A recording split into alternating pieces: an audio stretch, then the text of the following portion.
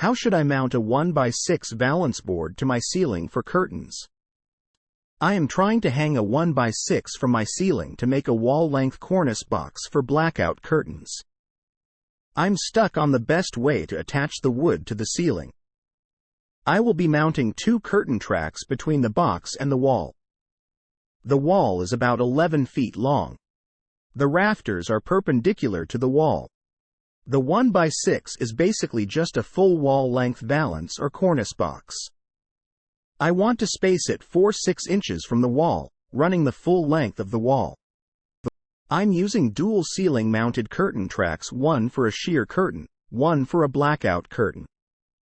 They are each roughly 1 wide. Pocket screws might work but could be hard to line up with the rafters. L brackets might work, but I'm worried about them bending over time. I could hang a few pieces of 2x4 to the ceiling and screw the 1x6 into that, but it could seriously impact how far away from the wall I hang box due to the curtain tracks. I'd like to keep this close to the wall, within 6 or so.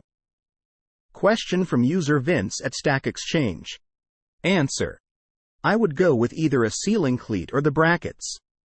2x2 cleats would be fine and easy to work with.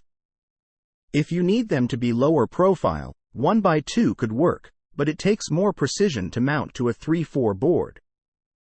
You could also use a wider cleat, say a 2x4, then mount the curtain track to that. I'm not sure how it'll all fit, so you'll have to work that out. Angle brackets have few good uses, in my opinion, but this is one of them. You could mount your valance with brackets every 24-32 and then lay the curtain channel right over them if you want. Answer from user Isherwood at Stack Exchange.